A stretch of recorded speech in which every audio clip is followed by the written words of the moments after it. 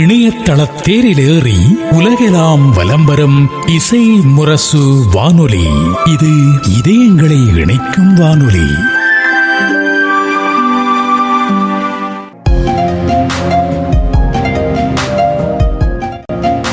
படைப்போர் பூங்கா நிகழ்ச்சியில் தம் 60 ஆண்டு கால நாடக கலைத்துறை நடிப்பு அனுபவம் குறித்தும் கலைத்துறைக்கு தன் ஆற்றிய சேவை பணிகள் குறித்தும் பேசுகிறார் கலை முதுமணி வே.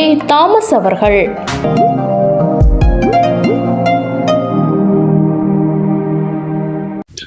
இசை முரசு FM இணைய வானொலி நேயர்கள் அனைவருக்கும் நெஞ்சம் நிறைந்த சலாம். அஸ்ஸலாமு அலைக்கும். இன்றைய படைப்போர் பூங்கா நிகழ்ச்சியில் நாம் சந்தித்து உரையாட இருப்பது கடந்த 60 ஆண்டுகளாக நாடகத்துறைக்கு எழுத்தாலும் இயக்கத்தாலும் நடிப்பாலும் பங்களிப்பு ஆற்றி வரக்கூடிய ஒரு மாபெரும் கலைஞன், நடிகர்.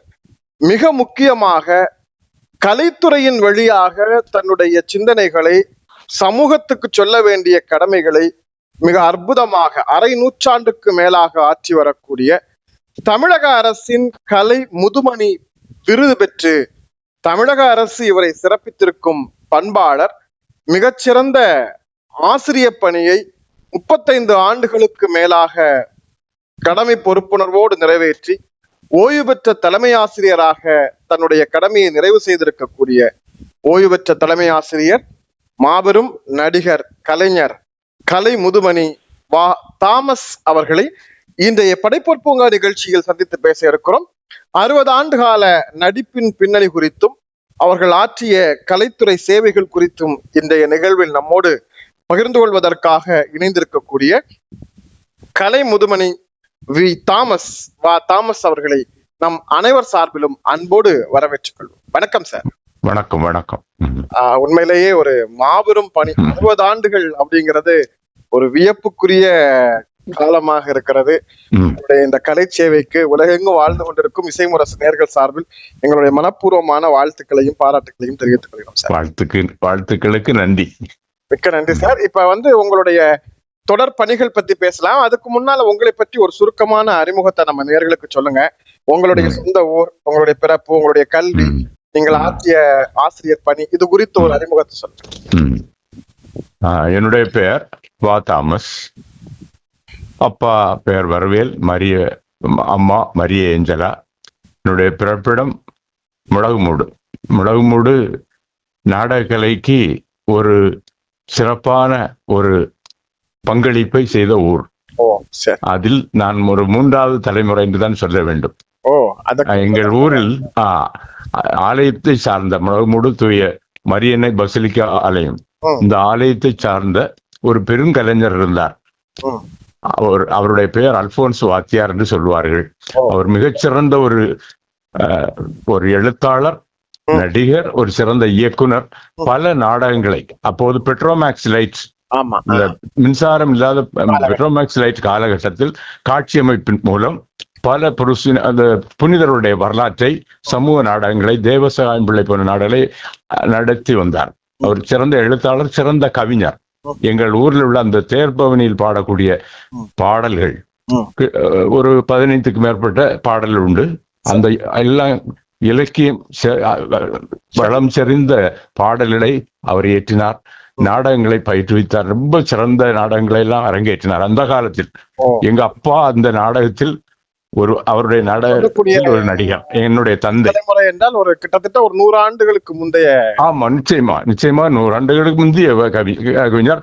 அண்மையில் தான், சென்ற ஆண்டு தான் அவருடைய அந்த ஒலிநாடா, அவர் எழுதிய அந்த பாடலுடைய ஒலிநாடா எங்கள் ஆலய திருவிழாவின் போது ஆயர் பிஷப் அவர்களால் வெளியிடப்பட்டது.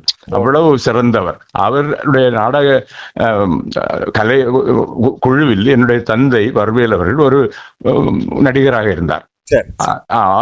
அவருக்கு பின்னால் எங்கள் ஊரிலே சக்கரையாஸ் என்ற ஒரு ஆசிரியர். அவர் மலையாளம் மொழியை தாய்மொழியாக படித்தவர். ஆனால் தமிழில் நன்றாக எழுதுவார். அவர் அருளானந்தர். இன்னும் சமூக நாடகங்கள் எல்லாம் நிறைய நாடகங்கள் அரங்கேற்ற. அந்த நாடகத்தில் ஒரு 10 வயது நான் நடிக்கக்கூடிய ஒரு வாய்ப்பு எனக்கு அவர் மூலம் கிடைத்தது. அவர் சங்கீத நாடகம், பாடல்கள் நிறைய இருக்கும், வசனங்கள் குறைவாக இருக்கும்.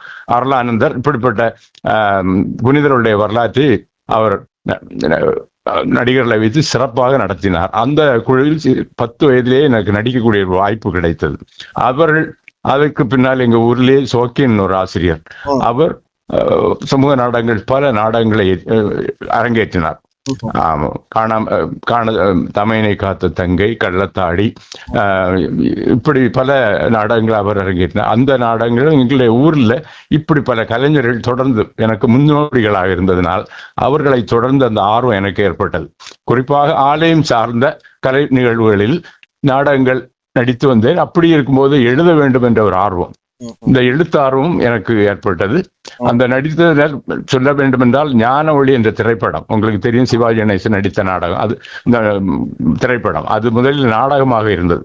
நாடகத்தில் சுந்தரராஜன், மேஜர் சுந்தரராஜன் எடுத்த ரோலை சிவாஜி அவர்கள் நடித்திருப்பார்கள். சிவாஜி அவர்களுடைய ரோல்ல மேஜர் சுந்தரராஜன் நடித்திருப்பார்கள். ஆனால் அந்த திரைப்படம் அது நாடகமாக இருந்த போது, அது திரைப்படமான போது கதாபாத்திரங்களை மாற்றிக்கொண்டார். அந்த நாடகத்தை கல்கியில் வந்த அந்த வசனத்தை நாங்கள் எங்களுடைய ஒரு பங்கு தந்தை அதை தொகுத்து அது திரைப்படமாவதற்கு முன்பாகவே எங்களுடைய ஊரில் அந்த நாடகம் நடித்தோம். ஞான ஒளி நன்றாக ஞாபகம் இருக்கிறது. அது பிறகு திரைப்படமான பிறகு சென்று இப்படி நான் அதிகமாக பேசுவதாக இருந்தால் குறைத்துக் கொள்கிறேன். இந்த தொடக்கம் அப்படிங்கிறது இதாக இருக்கலாம்.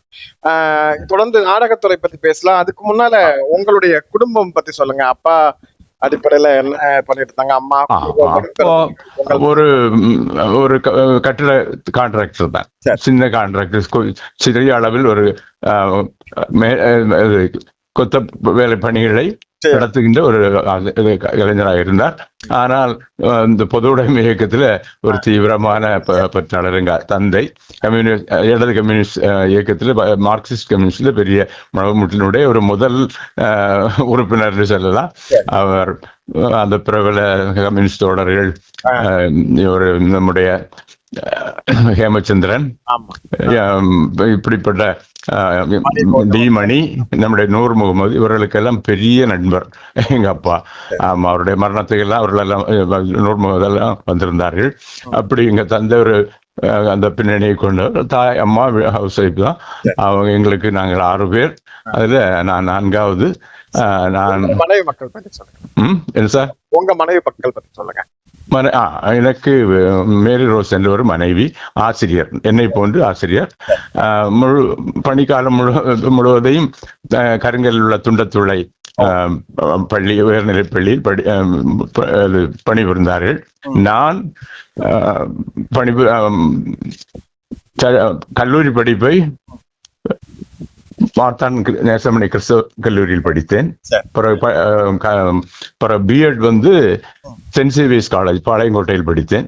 பிறகு 6 மாதம் சென்னையில் சாந்தோம் மேல்நிலை பள்ளியில் முதல்ல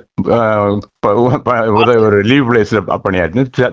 தொடர்ந்து 10 ஆண்டுகள் முளகுமுட்டில் உள்ள மேல்நிலை பள்ளி, ஜோசப் மேல்நிலை பள்ளியில் நான் பணியாற்றினேன். அப்படி இருக்கும்போது ப்ரமோஷன், பதவி உயர்வு பெற்று 1976 முதல் 86 வரை இங்கே பணியாற்றினேன் முளகுமுட்டில். 86 93 வரை 9 ஆண்டு காலம் பிராகோடு, களியக்காவளை பக்கம் உள்ள ஒரு உயர்நிலைப் பள்ளியில் பணியாற்றினேன். அதற்கு பிறகு காப்புக்காட்டில் 6 ஆண்டுகள் பணியாற்றினேன் தலைமை ஆசிரியராக. பிறகு 9 ஆண்டுகள் பாகோடு உயர்நிலைப் பள்ளியில் பணியாற்றினேன். அப்படியாக 23 ஆண்டுகள் தலைமை ஆசிரியராக பணியாற்றும் ஒரு அரிய வாய்ப்பு எனக்கு இறைவன் தந்தார். 1/9/2009 அன்று 1/6/2009 பணி ஓய்வு பெற்றேன். அதிலிருந்து முழு நேர பணியாக என்னுடைய கலைப்படைப்பு பல கலை தொழிலை முழு நேர பணியாக செய்து வருகின்றேன். ஒரு நீண்ட கால தலைமை ஆசிரியர் அனுபவம் பெற்ற ஒரு ஸ்பெஷல் கிரேடட் மாஸ்டராக இருந்தேன். இப்ப கலைத்துறை விஷயங்களுக்கு வந்துடலாம். ஆலயங்களுக்குள்ளால் சமய நாடகங்கள், அதற்குள்ளாலேயே சில சமூக சீர்திருத்தங்கள், இப்படியான விஷயங்களோடு உங்களுடைய பயணம் தொடங்கினாலும் நீங்க நாடகம் எழுதுகிற இந்த முயற்சி அப்படிங்கிறது எந்த காலகட்டத்தில் ஏற்பட்டது? முதல் நாடக அரங்கேற்றம் பத்தி சொல்லுங்க. முதல் நாடக அரங்கேற்றம் எனக்கு 76 நான் எழுதிய நிதிக்குள் நீதி என்ற நாடகம். அது எங்கள் ஆலயத்தின் 8வது திருவிழா அன்று 76 அந்த நோட்டீஸ் கூட வைத்திருக்கின்றேன். ஆமா, 76 நடந்தது 8வது திருவிழா என்று 76ஆம் ஆண்டு நடந்தது. நிதிக்குள் நீதி. தொடர்ந்து காணல் நீர் என்ற ஒரு நாடகம், அது முழமுடு கான்வென்ட் ஸ்கூல்ல போட்டாங்க, ஒரு சமூக நாடகம். ரெண்டுமே சமூக நாடகங்கள். பிறகு தொடர்ந்து இது ஒரு 3 நாடகங்களை மொழிபெயர்ப்பு செய்திருக்கிறேன். 3 நாடகங்கள். அதாவது கேரளத்தில் உள்ள பிரபல நாடக எழுத்தாளர் CL ஜோஸ், பிரபல நாடக எழுத்தாளர் CL ஜோஸினுடைய கருத்த வெளிச்சம் அந்த நாடகத்தை நான் தனிமேல் பூத்த மலர் என்ற பெயரில் தழுவலாக மொழியாக்கம் செய்தேன். பிறகு ஆவரணம் என்ற பாப்பரங்கோடு மாணிக்கத்தினுடைய ஒரு நாடகம், அந்த நாடகத்தை சட்டம் ஒரு சிலந்தி வலை என்ற பெயரில் அது தமிழாக்கம் செய்தேன். இன்னும் ஒரு காண துடித்த கண்கள், அதாவது காணான் கொஸ்து கண்கள், ஒரு மலையாள நாடகம் ஸ்கிரிப்ட் அது கிடைத்தது, அதையும் தமிழில் மொழிபெயர்த்தேன். காண துடித்த கண்கள், அது விரும்பிய விழிகள் என்ற பெயரில். அப்படி 3 நாடகங்களை மொழிபெயர்க்கக்கூடிய வாய்ப்பு கிடைத்தது. நாடகம் மொழிபெயர்க்கிறது அப்படிங்கிறது ஒரு புதிய தகவலா இருக்கு. ஏன்னா இதுவரை புத்தகங்கள் மலையாளத்திலிருந்து நிறைய தமிழில் மொழிபெயர்க்கப்பட்டிருக்கு, தமிழிலிருந்து மலையாளத்தில் குறிப்பா அங்க இருக்கக்கூடிய வள்ளத்தோளா இருக்கட்டும் அல்லது முக்கியமான இலக்கிய எழுத்தாளர்களுடைய நிறைய படைப்புகள் தமிழாக்கம் செய்யப்பட்டிருக்கிறது. ஆனால் நாடக இலக்கியம் தமிழாக்கம் செய்யப்பட்டிருக்க, குறிப்பா இது மாதிரி மேடை நாடகங்கள் உங்களுக்கு முன்னால யாராவது தமிழாக்கம் செஞ்சிருக்காங்களா? இல்ல தமிழாக்கம் செய்திருக்காங்க. ஆமா, சில ஆலயங்கள்ல உள்ள சில தந்தையர்கள் மலையாளத்தில் இருக்கக்கூடிய நாடகங்களை மொழிபெயர்ப்பு செய்து தமிழ்ல நடிச்சிருக்காங்க. அதுக்குள்ள இது இருக்கு. இப்ப மனோன்மணியும் சுந்தரனார் எழுதிய நாடகம் தான் நமக்கு நாடக இலக்கியமாக முதல்ல அண்மை கால லேட்டஸ்ட் நாடகம். இதுல ஒரு கவிதை வடிவிலான ஒரு நாடக இலக்கியம் மனோன்மணியும் சுந்தரனார் எழுதிய நாடகம் தான். நாடக இலக்கியங்கள் லேட்டஸ்ட் இதுல சற்று குறைவு தான். நம்முடைய தமிழ் இலக்கியத்தில் நாடக இலக்கியங்களுக்கு குறை. மலையாளத்திலிருந்து தமிழுக்கு மொழிபெயர்க்கப்பட்ட நாடகங்களும் மிக குறைவான நாடகங்கள். ஆமா. இது கருத்த வெளிச்சம் ஃபேமஸ் ஒரு டிராமா. ஆமா, அவர் அதை திரைப்படமாக்க கூட அந்த கொடுக்கல அப்படின்னு சொன்னாங்க. அந்த கதையை அப்படிப்பட்ட ஒரு நல்ல நாடகம், அது மொழிபெயர்க்கக்கூடிய வாய்ப்பு கிடைத்தது. தாண்டி அதற்கு அடுத்த கட்டமாக உங்களுடைய நாடகங்களை வெளியிலங்களுக்கு எந்த காலகட்டத்தில் 1980 திருமணம். அந்த ஆண்டுல மனைவிடைய நகைகளை எல்லாம் அனுபவிச்சு எல்லாம் சீன் செட்டிங்ஸ், காட்சி அமைப்பை உருவாக்கினேன். 1980 அஜந்தா ஃபைன் ஆர்ட்ஸ் என்ற ஒரு நாடக கலை மன்றத்தை அமைத்து அதற்கு தேவையான காட்சி அமைப்பு அனைத்தையும் ஓரளவுக்கு என்னுடைய மனைவியுடைய நகைகளை எல்லாம் வைத்து ரொம்ப கஷ்டப்பட்டு தான் அதை ஆரம்பித்தேன். அந்த காலத்தில் 1980 அந்த கலை பயணம் தற்போது வரை தொடர்ந்து கொண்டுதான் இருக்கின்றது. ஆனா அது லாப நோக்கம் இல்ல, ஒரு சேவை நோக்கம். கலைக்காகவே, ஆர்ட் ஃபார் ஆர்ட் சேக் என்ற ஒரு உயரிய நோக்கத்தோடு போயிருக்கு. இதிலிருந்து நான் சம்பாதித்ததென்றால் ஒரு நற்பெயரை மட்டும். தமிழக அரசு என்னை அங்கீகரித்தது, மக்களிடம் எனக்கு ஒரு அங்கீகாரம் இருக்கின்றது. அந்த ஒரு அங்கீகாரம். சொல்லுங்க சார். பெரும்பாலும் கலைத்துறையில் இருக்கக்கூடிய எல்லோரும் இந்த சிறப்பையும் புகழையும் மட்டும்தான் பெற்றுட்டு இருக்காங்களே தவிர யாரும் கலைத்துறையில இருந்து சம்பாதிப்பதற்கான வாய்ப்பு அப்படிங்கிறது ரொம்ப. கலைக்காகவே நாடகத்துறையை சேர்ந்தவர்கள். சரி, இப்ப 1970-80 காலகட்டங்கள்ல எல்லாம் நாடக நிகழ்வுகள் நிறைய நடத்தப்படும். இப்ப ஒரு 10 நாள் கோயில் திருவிழா என்றால் அதுல ஒரு நாள் கட்டாயம் ஒரு நாடகம். ஒரு நாள் மட்டும் இல்ல, 2 நாட்கள் இருக்கும் வைப்பாங்க. இது சமயம் கடந்து கூட இப்ப பொங்கல் விழானா கூட அங்க நாடகம். ஆமா சார்.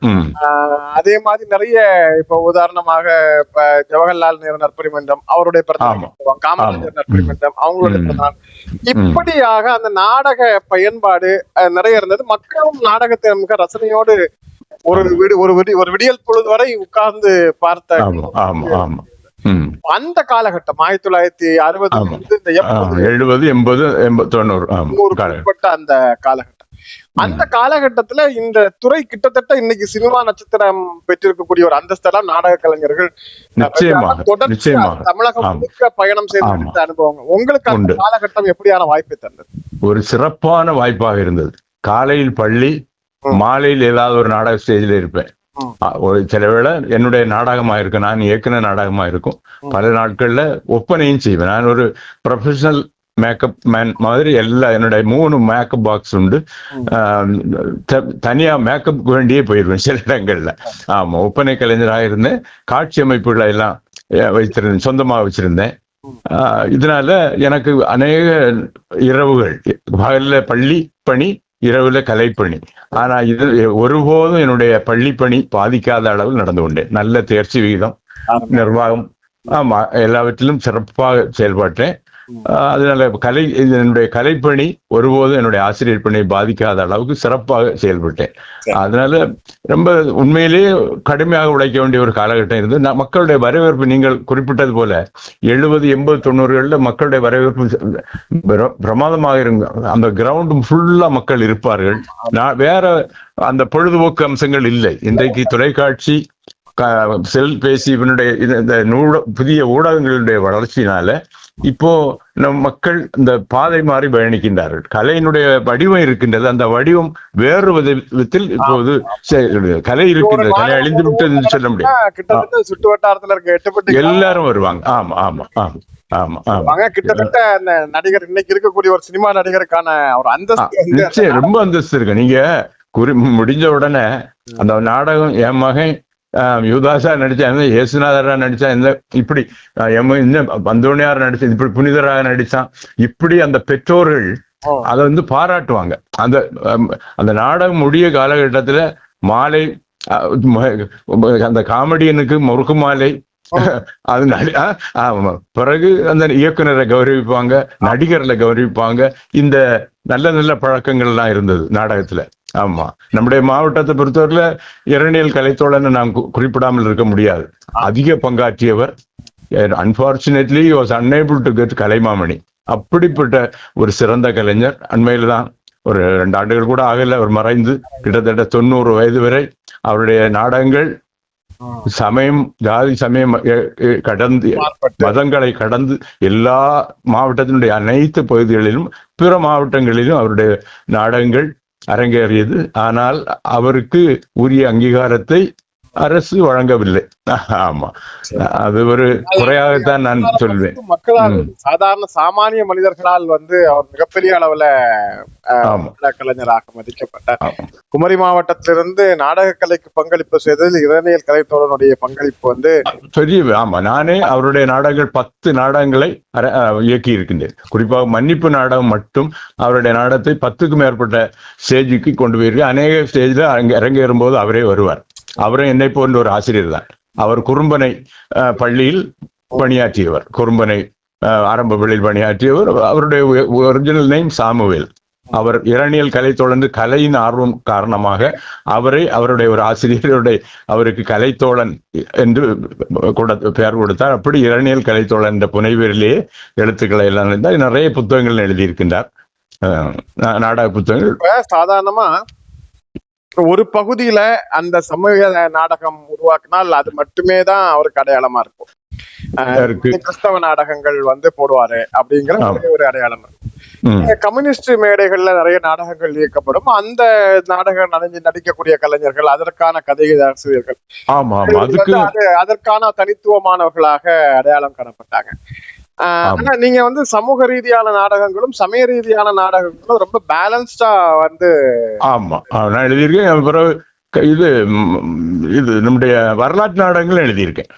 அதுல பைபிள்ல உள்ள வரலாற்று நாடகமாக நான் முதல்ல எழுதினது அந்த யோசேப்பினுடைய வரலாறு. பழைய ஏற்பாடுல யோசேப்பினுடைய வரலாறு, ஆபிரகாமுடைய அந்த 12 பிள்ளைகளுக்கு வரலாறு, யோசேப்பினுடைய வரலாறு நாடகமாக எழுதினேன். அது நிறைய ஊர்களில் நடிக்கப்பட்டது அந்த நாடகம். பிறகு இப்ப புஸ்தகமாட்ட பைபிள் நாடகங்கள் என்று ஒரு புஸ்தகமே போட்டுட்டேன். அதுல 2 நாடகங்கள் பெருசு இருக்கு. அதுல அநேக குறு நாடகங்களும் சேர்த்து பைபிள் நாடகங்கள் ஒரு புத்தகம் வெளியிட்டு இருக்கேன். அந்த புத்தகத்துல அந்த நாடகம். குமரி மாவட்டம் கடந்து தமிழக அளவில் உங்களுடைய பயணம் எப்படி இருந்தது? தமிழக அளவுல எங்களுக்கு அந்த சென்னையில ஒரு நம்பாழ்வு என்ற ஒரு மாத இதழ் இருக்கு. அந்த மாத இதழுக்கு சில நேரங்கள்ல படைப்புகள் கொடுத்த அனுபவம் உண்டு. அண்மையில கலைஞர்களை அங்கே கூப்பிட்டு கௌரவிச்சாங்க. இங்க இருந்து அந்த குமரித்தோழன் கலை ஆதவன் மணலிக்கரை சார் அதில் உள்ள அவர் போயிருந்தாரு. ஓலக்கோடு ஜான் நிறைய போயிருந்தாங்க. நான் எனக்கு அழைப்பு அது முறையாக எனக்கு அழைக்கப்படவில்லை என்ற ஒரு உணர்வோடு நான் செல்லவில்லை. ஆனால் என்னை பற்றி அந்த புத்தகத்தில் நான் குறிப்பிட்டிருந்தார்கள். அவர்கள் எழுதிய மலரில், நண்பாழ்வு மலர்ல கலை வழி இறைமொழி கூறியவர். 90கள் வரை உண்மையிலே ஒரு நல்ல வளமான காலமாக இருந்தது. 90க்கு பிறகு தொலைக்காட்சிகளுடைய பெருக்கத்துக்கு பிறகு இந்த நாடக கலை அப்படிங்கிறது கொஞ்சம் கொஞ்சமாக அருக தொடங்கிருச்சு. கிட்டத்தட்ட 2000க்கு பிறகு இந்த நாடகங்களுடைய இருப்பு இப்ப உங்களை பொறுத்த வரைக்கும் இந்த துறை எப்படியானதாக இருக்கு? அது இப்ப குறிப்பா மேனிஃபெஸ்ட் நாடகங்களா எல்லாமே முழுக்க ரீரெக்கார்டிங் செய்யப்பட்டு அனைத்துமே தயார் செய்யப்பட்டு வெறும் பாடி லாங்குவேஜ் மட்டுமே மேடையில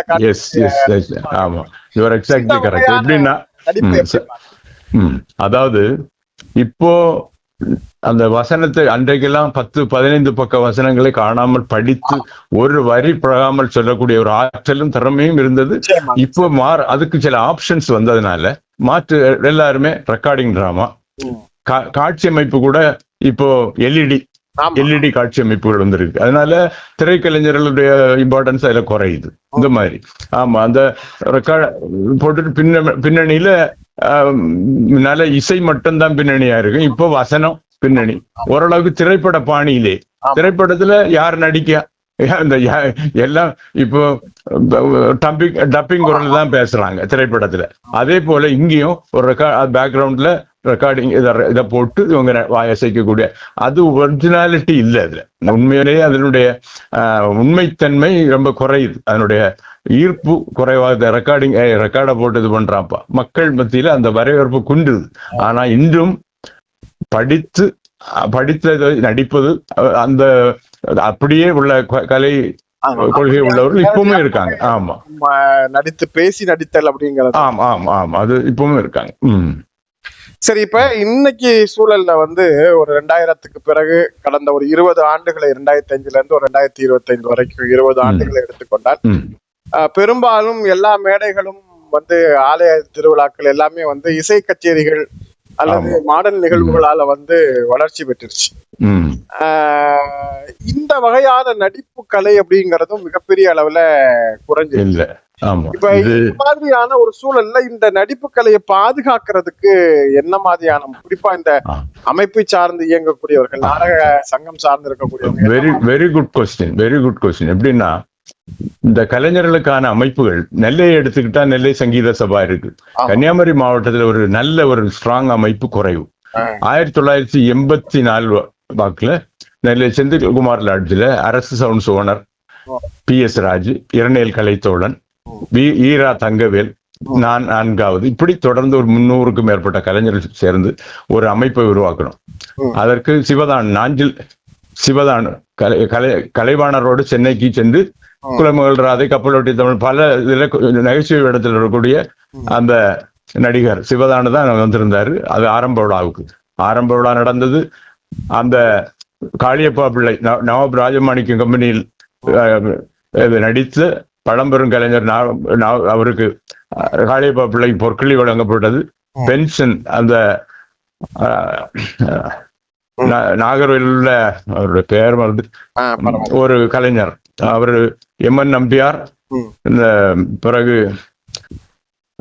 மனோகர், அவர்களோடு நடித்தவர் நாகர்கோவிலோட ஒரு கலைஞர். அவருக்கு பென்ஷன் வாங்கி கொடுத்தோம். இப்படி ஒரு அமைப்பை உருவாக்கி நடந்து அது ஒரு குறுகிய காலத்தில் ஒரு 10 ஆண்டுகளில் அது பல காரணங்களால் அது செயல்படவில்லை. பிறகு மார்த்தாண்டத்தில் ஒரு அமைப்பு பிரீமியர் காம்ப்ளெக்ஸ் ஒரு நாடக கலைஞர் சங்கத்தை ஆரம்பித்தோம். அதுவும் ஒரு 5-6 ஆண்டுகள் நன்றாக சென்றது. அது சார்பாக ஒரு நாடகம், ஜட்ஜ்மெண்ட் என்ற ஒரு நாடகம், ஆலங்கோட்டை கணபதியினுடைய நாடகத்தை இந்த பாகுபலி பொருட்காட்சியில் எங்களுடைய ஃபண்டுக்காக போட்டோம். அதுவும் அவரும் மறைந்து விட்டார், ஆலங்கோட்டை கணபதி. அந்த அந்த அமைப்பும் போது அதுக்கு பிறகு 2013 மீண்டும் குமரி மாவட்ட நாடக கலைஞர் நலச்சங்கம் என்ற ஒன்றை ஆரம்பித்தோம். அதன் என்னுடைய முயற்சி, நான் தான் தலைவராக இருந்தேன். 8 ஆண்டுகள் தொடர்ந்து 8 ஆண்டுகள் தலைவராக இருந்தேன். சிபி ராஜ் இந்த சிற்பி தேட்டர்ஸ் காப்புக்காடு அவர் செயலாளராக இருந்தார். இப்படி சிறப்பாக ஒரு 8 ஆண்டுகள் தொடர்ச்சியாக நடந்து பதிவு செய்து விட்டோம். இப்பவும் அந்த ஒரு அமைப்பு தான் கன்னியாகுமரி மாவட்டத்தில் பதிவு செய்த நாடக கலைஞர் சங்கமாக இருக்கின்றது. கன்னியாகுமரி மாவட்ட நாடக கலைஞர்கள் நலச்சங்கம், அந்த சங்கம். அப்ப எனக்கு பிறகு குமரி தோழன் ஜான் என்ற குமரி தோழன் ஒரு 1.5 வருஷம், எனக்கு 8 ஆண்டுகள் நான் இருந்த பிறகு இருந்தார். அது பிறகு இப்ப பத்மகுமார் என்று ஆற்றூர்ல இருந்து ஒரு தலைவராக இருக்காரு. சிபி ராஜ் செக்ரட்டரியா இருக்காரு. இப்படி ஒரு அமைப்பு இருக்கு. நாங்க அவர்களும் கலைஞர்களுக்கான அடையாள அட்டை வாங்குது, கலைஞர்களுக்கு விருதுகளுக்கு விண்ணப்பிக்கிறது, இப்போ கலைஞர்களுக்கான நலிவுற்ற கலைஞர்களுக்கு அந்த பென்ஷன், இப்படிப்பட்ட காரியங்களை செய்துட்டு இருக்கோம். அது குறைந்த அளவு அந்த அமைப்பு கூட கொஞ்சம் சிக்கலா அப்படிதான் போயிட்டு, ஆனா பதிவு பெற்ற சங்கமாக சென்ற ஆண்டு வரை பொதுக்குழு நடந்தது. அப்படி அது அந்த ஒரு அமைப்பு இந்த நாடகக்கலையை பாதுகாப்பதற்காக இருக்கின்றது. ஆனால் ஆலயங்களை எடுத்துக்கொண்டால் ஒரு காலகட்டத்தில் ஏதாவது இதுகள் இருக்கும், மன்றங்கள், ஞானப்பிரகாசியார் மன்றம், அன்னை கலை மன்றம், வீரமாமுனிவர் மன்றம், இப்படி கலை மன்றங்கள் ஒவ்வொரு ஆலயத்திலும் இருந்து அந்த ஆலயத்தின் வழிவாக அந்த ஆலயம் சார்ந்த திருவிழாவுக்கு ஒரு குறைந்தபட்சம் ஒரு சமூக நாடகம், ஒரு புனிதருடைய வரலாறு, ஒரு பைபிள் நாடகம் இப்படி இருக்கும். ஆனா அதையெல்லாம் மொழிவு முறை என்று சொல்ல வேண்டும் என்றால் அந்த ஆலயங்களில் உள்ள தந்தையர்களே அது சில அமைப்புகளை வைத்து அந்த ஆலயத்தினுடைய இந்த நாடகங்களை சற்று நாடக கலைஞர்களை வெளியேற்றி விட்டார்கள் என்றுதான் சொல்ல வேண்டும். நான் ஆயருக்கு இது சம்பந்தமாக ஒரு கடிதம் எழுதி வைத்திருக்கின்றேன். என்றால் இந்த கலைகள் அழித்து ஒழிக்கப்பட வேண்டியதல்ல, அவர்கள் வளர்க்க வேண்டும். நீங்கள் பார்த்தீர்கள் என்றால் ஒரு ஃபாதர் ஆசீர்வாதம், அவர் ஆசீர்வாதம், அவர் என்றைக்கு உயிரோடு இருந்திருந்தால் இந்த தமிழகத்துல கலைமாமணி விருது நிச்சயமாக கிடைத்திருக்கும். ஆமா, இதய கதவு, தாங்கும் நிலம், தேவசாயம் பிள்ளை, இப்படி 8 நாடகங்கள் அவர் எழுதியிருக்காரு. அதுல ஒரு 4-5 புஸ்தகமாட்டே வந்துனா அவருடைய இதய கதவு நாடகத்தை முளகுமுட்டில் அரங்கேற்றி இருக்கேன். தேவசாயம் பிள்ளை நாடகத்தை அரங்கேற்றி இருக்கேன். தாங்கும் நில நாடகத்திற்கு காட்சி அமைப்பு ஒப்பனை செய்திருக்கேன். நல்ல ஒரு ஃபாதர் அவரு. இந்த அவருடைய ஸ்காட் கிறிஸ்டியன் காலேஜ் பக்கம் அவர்கள் பைக்ல புல்லட்ல போகும்போது ஆக்சிடென்ட் ஆகி இறந்து போனார். ஒரு 20 வருஷம் இருக்கும். அவர் இறந்த முதல் ஆண்டு நினைவு திருப்பலி அன்றைக்கு தான் அவர் எழுதிய தேவசாயம் பிள்ளை நாடகம் புத்தக வடிவில் வெளியிடப்பட்டது. நானும் தேவசாயம் பிள்ளை நாடகம் எழுதி புஸ்தகமாக வந்திருக்கு. இப்படி ஒரு சிறந்த ஒரு தந்தை, ஒரு ஃபாதர், எவ்வளவு கலை ஆர்வம் மிக்கவர்னா சொல்ல முடியாது. அப்படிப்பட்ட ஆட்கள் இப்போது மிக அருகி விட்டார்கள் என்றுதான் சொல்ல வேண்டும். நாங்கள் குறை சொல்வதோ குற்றம் சொல்வதோ அல்லது ஒருவேளை காலத்தின் போக்காக இருக்கலாம். இருந்தாலும் ஆலயங்களிலிருந்து நாடக கலை அப்புறப்படுத்தப்பட்டு விட்டது. அதற்கு காரணம் என்று நான் சொல்ல வேண்டும் என்றால் அந்த பங்கு தந்தையர்களுடைய பங்களிப்பின்மைதான் ஒரு முக்கிய காரணம் என்பதை நிறைய அருள் தந்தைகள், கத்தோலிக்க திருச்சபையை சேர்ந்த நிறைய அருள் தந்தையர்கள் இது போன்ற நாடக இலக்கியங்களில் பங்களிப்பு செய்திருக்கிறார்கள். மேடை நாடகம் ஜெகத் கஸ்பர் நிறைய பங்களிப்பு. குறிப்பா இன்னைக்கு இருக்கக்கூடிய இளம் தலைமுறை அப்படிங்கிறது இப்ப ஏன்னா நீங்க ஒரு மூத்த கலைஞரா இருக்கீங்க, 60 ஆண்டுகள் அனுபவம் பெற்றதா இருக்கீங்க. போன தலைமுறை இன்னைக்கு ஒரு 50 கடந்தவர்கள் தான் எல்லா இடங்களிலும் நாடகத்துறையில பங்களிப்பு செய்யறாங்க.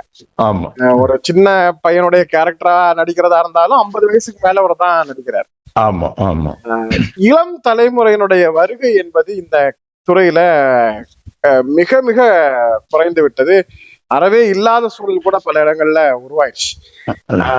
இந்த சங்கங்கள், அமைப்புகள், மாநில அளவில் இருக்கக்கூடிய இந்த ஒருங்கிணைப்புகள், இவர்கள்லாம் சினிமா துறையில நடிக்க போறதுக்கு ஆயிரக்கணக்கில் இளைஞர்கள் உருவாகி வந்துட்டு இருக்கும் போது இந்த நாடக கலையை நோக்கி இவர்களை வரவேற்பதற்கு அல்லது அவர்களுடைய அந்த பயணத்தை நாடகத்தின் பக்கம் திருப்புவதற்குன்னு ஏதாவது முயற்சிகள் எடுக்கப்பட்டதா? புதிய இளைஞர்களை சங்கங்களில் உருவாக்கி சேர்ப்பதற்கான முயற்சிகள் ஏதாவது இருக்கு சார்? நீங்க சொல்றது ரொம்ப முக்கியமான ஒரு நல்ல கருத்து.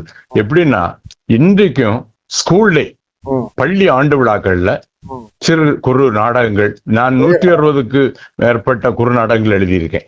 குறிப்பா ஸ்கூல் டேல போடக்கூடிய ஆங்கிலம் உட்பட ஆங்கிலத்திலையும் எழுத்தாற்றல் சற்று உண்டு, ஆங்கிலத்திலும் எழுதியிருக்கிறேன். இந்த மாதிரி இந்த பள்ளிகளில் எல்லாம் இப்பவும் சின்ன பிள்ளைகள் சின்ன அருமையாக நாடகம் நடிக்கின்றார்கள்.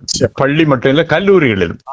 ஆனா சமூக அரங்கத்துல திருவிழாக்கள் அப்படி இப்படி வரும்போது இந்த கலைஞர்களுடைய பங்களிப்பு ரொம்ப குறைவா இருக்கு. இங்க இந்த மாதிரி பள்ளிகள்ல கலை மன்றங்கள், கலை இலக்கிய பேரவைகள் இதெல்லாம் வைத்து அங்க இது பண்றாங்க.